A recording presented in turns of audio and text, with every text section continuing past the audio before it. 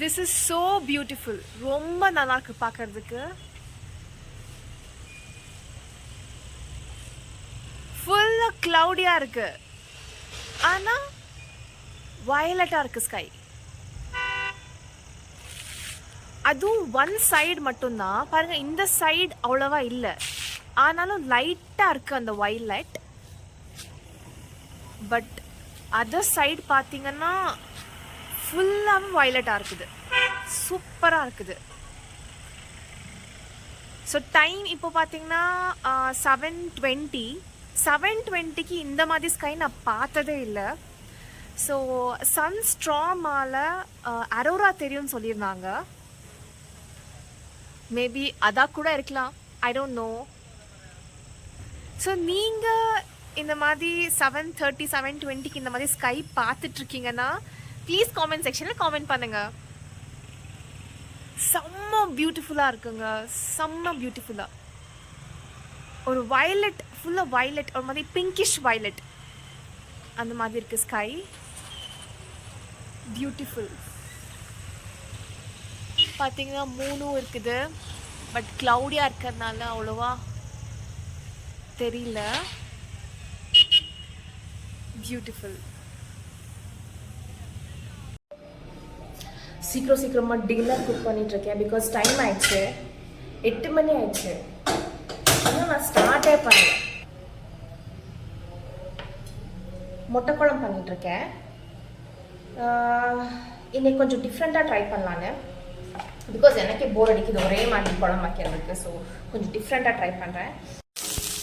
Simple recipe தான். பட்டை, லவங்கம், அப்புறம் சோம்பு போட்டிருக்கேன், அதுக்கப்புறம் ஆனியன் போட்டிருக்கேன், தாளிச்சிட்ருக்கேன். பக்கத்துலேயே எக்கு வந்துட்டு வெந்துட்டுருக்குது. ஒரு எக்கு பிரேக் ஆகிட்டு வெளியில் வந்துடுச்சு ஃபுல்லாக. ஸோ நான் எதுக்கும் எக்ஸ்ட்ரா வந்துட்டு ஆக்சுவலி 3 எக் தான் போட்டிருந்தேன். அதுக்கப்புறம் இன்னொரு எக் போட்டேன். இன்கேஸ் அது நல்லா இல்லைன்னா இன்னொன்று மேனேஜ் பண்ணலாம், இருக்கட்டும்னு சொல்லிட்டு.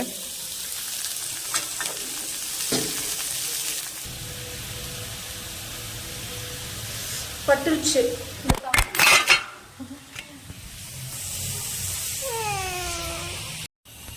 ஆல்ரெடி கை பஞ்சராக இருக்குது, சுட்டுக்கிட்டேன். இப்போ மொபைலும் பஞ்சர் ஆனால் அவ்வளோதான்.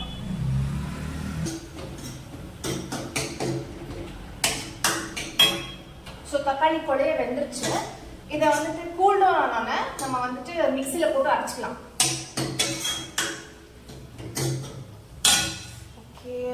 ஸோ இந்த டைம் ஆகும் கூல் டவுன் ஆகிறதுக்கு. ஸோ நம்ம சீக்கிரமாக ஒரு மேங்கோ சாப்பிட்டுடலாம்.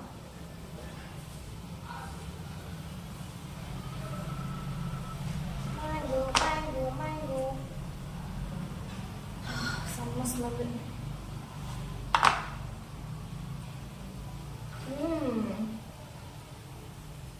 டேஸ்ட் நல்லா இருக்குது, ஆனா லைட்டா மருந்து ஸ்மெல் அடிக்குது.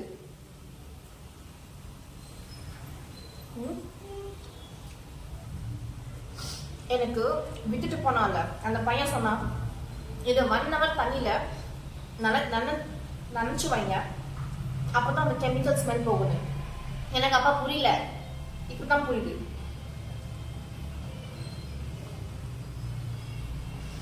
டேஸ்ட் நல்லா இருக்குது, லைட்டா அந்த கெமிக்கல் ஸ்மெல்.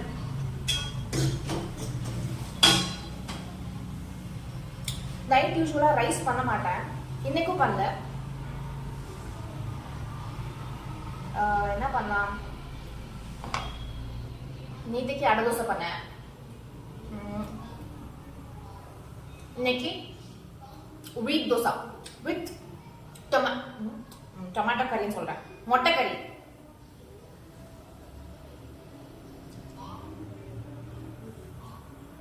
காலையில போஹா பண்ணிருந்தேன், ஃபர்ஸ்ட் டைம்.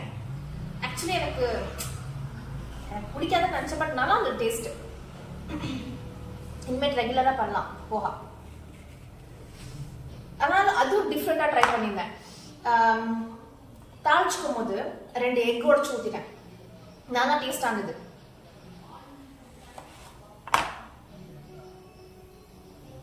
ஸோ ஒரே மாதிரி சாப்பிட்றதுக்கு போர் அடிக்குது.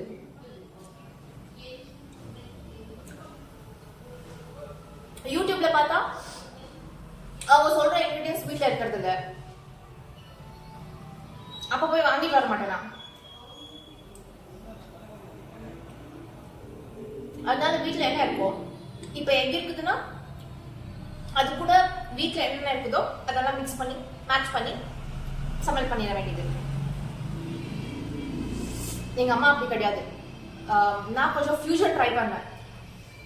எங்க அம்மா ரசம்னா எக்ஸாக்ட்லி இப்படிதான் இருக்கணும், சாம்பார்னா எக்ஸாக்ட்லி இப்படிதான் இருக்கணும், மொட்டை குழம்பு இப்படிதான் வைக்கணும், இப்படிதான் இருக்கணும். நான் அப்படி கிடையாது, கொஞ்சம் ஃபியூஷனாக ட்ரை பண்ணேன். அம்மா அப்படி கிடையாது. எனக்கு தெரிஞ்சு ஒரு ஒரு 35 வருஷமா அம்மா சமையல் பண்ணிட்டு இருக்காங்க. 35 வருஷமாவும் இன்னும் அவங்க சமையல் கொஞ்சம் கூட மாறவே இல்லை. நான் எப்படி சாப்பிட்டேனோ முன்னாடி அப்படிதான் இன்னுமே இருக்குது. எல்லாமே முட்டை குழம்பு, சிக்கன் குழம்பு, சாம்பார், ரசம் எல்லாமே டேஸ்ட் அப்படியே தான் இருக்குது. அம்மா போர் அடிக்காதா ஒரே மாதிரி சமைக்கிறதுக்கு? பட் டேஸ்ட் நல்லா இருக்கும்.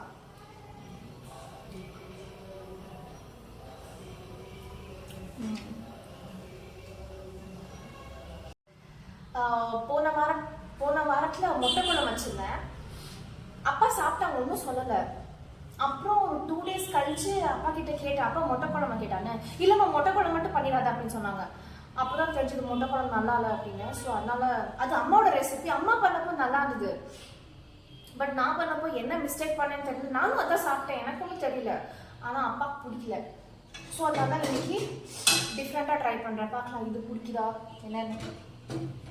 ஸோ மசாலா அரைச்சேன் இல்லையா, அரைச்சிட்டு அதில் இஞ்சி பூண்டு அதுக்கப்புறம் பெப்பர் போட்டிருக்கேன். இதையும் வந்துட்டு குறைக்குறன்னு அரைச்சிக்கலாம், ரொம்ப ஃபைன் பேஸ்ட் பண்ணக்கூடாது இது மூணையும்.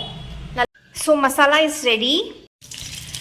ஸோ மசாலா ரெடி ஆயிடுச்சு. அதே கடாயில் எண்ணெய் ஊற்றி நல்லெண்ணெய் போட்டிருக்கேன், அப்புறம் ஒரு இலை போட்டிருக்கேன். அப்புறம் நம்ம அரைச்சி வச்ச மசாலா போட்டுடலாம். அப்படிங்கப்பா என்ன இப்படி.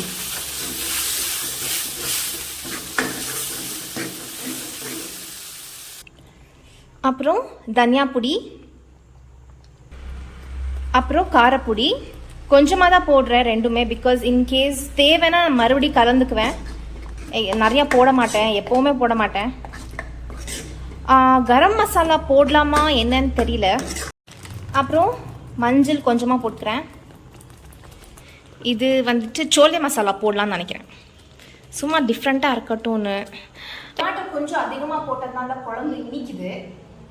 என்ன பண்ணலாம், இன்னும் கொஞ்சம் காரப்பொடி போட்டுடலாமா? ஸோ தட் ஸ்பைசி டேஸ்ட் பண்ணும். டேஸ்ட் நல்லா இருக்குது, ஆனால் இனிக்குது. முட்டை குழம்பு இனிச்சா எப்படி இருக்கும் சொல்லுங்க, கேவலமாக இருக்கும். அவ்வளோதாங்க, ஆல்மோஸ்ட் ரெடி தான். இது கொஞ்சம் நேரம் வெந்துட்டு அதுக்கப்புறம் ஆனஸ்ட்டாக சொல்லணும்னா ஓகேவா தான் இருக்குது. பிகாஸ் நான் ஒரு பிளெண்டர் மிஸ்டேக் பண்ணிட்டேன். நான் வந்துட்டு சாட் மசாலா அப்போ சோலே மசாலா காமிச்சேன் இல்லையா, நான் வந்துட்டு 2 மாற்றி வச்சுருக்கேன். சோலே மசாலாவில் சாட் இருக்குது, சாட் மசாலாவில் சோலே இருக்குது. ஆக்சுவலி நான் சோலே போகணும் வந்தது, மசாலா போகணும் வந்தது, நான் வந்துட்டு சாட் போட்டுட்டேன். ஆப்வியஸ்லி சாட் மசாலா இது போட்டால் எப்படி இருக்கும் சொல்லுங்கள்.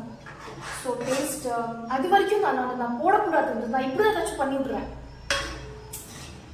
ஸோ மாவு வந்து கட்டியே இல்லாமல் நல்லா கரைச்சிக்கணும். ஸோ இந்த தோசை வந்துட்டு சைட்லேருந்து ஊற்றணும், அப்போ தான் கரெக்டாக வரும் ஒரு அளவுக்கு. நம்ம நார்மலாக தோசை ஊற்றுவோம் பார்த்தீங்களா, அப்படி ஊற்ற முடியாது. ஸோ இந்த மாதிரி தான் பேட்ச் ஒர்க் பண்ணணும். ஸோ அப்புறம் கொஞ்சமாக நல்லெண்ணெய் போட்டு மூடி வச்சிடலாம். ஸோ இது கொஞ்சம் லேட்டாக வேகிறதுனால அப்பா வரதுக்குள்ளே நான் தோசை போட்டு சாப்பிட்ருக்கணும். அப்போ தான் கொஞ்சம் தெம்பா அப்பாவுக்கு போட்டு தருவேன். இல்லைனா வந்துட்டு டேடிக்கு போட்டு நான் சாப்பிட்றதுக்குள்ளே ஃபுல்லாக டயர்டாயிருவேன். அண்ட் சம்மர் வேறு செம்மையாக வேர்க்குது, நாங்கள் நின்றுட்டு பண்ண முடியாது. அட் அ டைம் எனக்கு டேடிக்கு ஊற்றிக்க முடியாது. My dinner is ready. Taste பண்ணி பார்க்கலாம். இந்த டேஸ்ட் பிகாஸ் கொஞ்சம் நேரம் செட்டாக இருக்குது. ஸோ எப்படி இருக்குன்னு பார்க்கலாம்.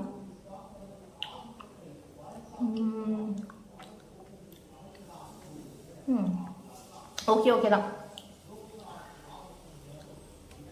ஆக்சுவலி அன்னைக்கு பண்ணியிருந்தால அதுவே பெட்டராக இருந்தது. பட் எனக்கு ஓகே தான்.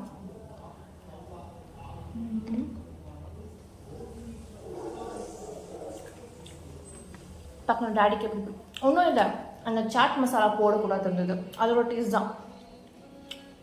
எப்போவும் நான் எஃபர்ட் ரொம்ப போட்டு பார்த்து இன்க்ரீடியன்ஸ் போட்டு சமைப்பேன் பார்த்தீங்களா, அதுதான் வந்துட்டு மொக்கையாக இருக்கும். அது எஃபர்ட்டே இல்லாமல் சும்மா ரேண்டமாக என்னமோ பண்ணுவேன் பார்த்தீங்களா, சரி பண்ணுவோம் இன்னைக்கு அப்படின்னு சொல்லிட்டு பண்ணுவேன் பார்த்தீங்களா, அன்றைக்கி சூப்பராக இருக்கும்.